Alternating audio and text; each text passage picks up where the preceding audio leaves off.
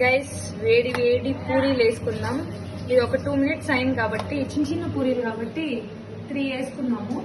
తర్వాత అబ్బా ఇది వచ్చి పొటాటో పితిక్ పప్పు సాంబార్ అనమాట. ఈ కాంబినేషన్ అయితే వేరే లెవెల్. ఒక్కసారి తింటే మళ్ళీ మళ్ళీ తింటూనే ఉంటారు.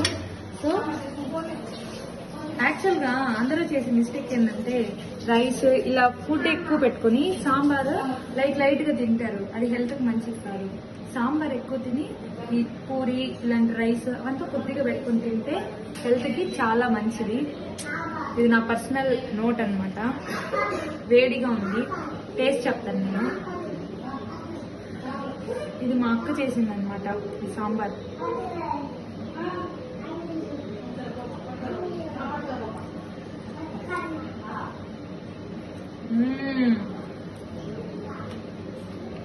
దీని గురించి నేను కామెంట్ చేయాలంటే ఇంకొకసారి తినాలన్నమాట.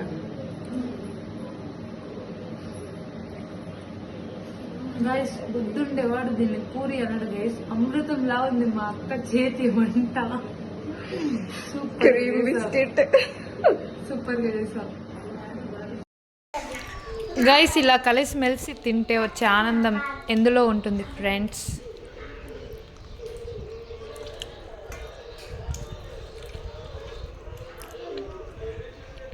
మీరు కూడా తినండి.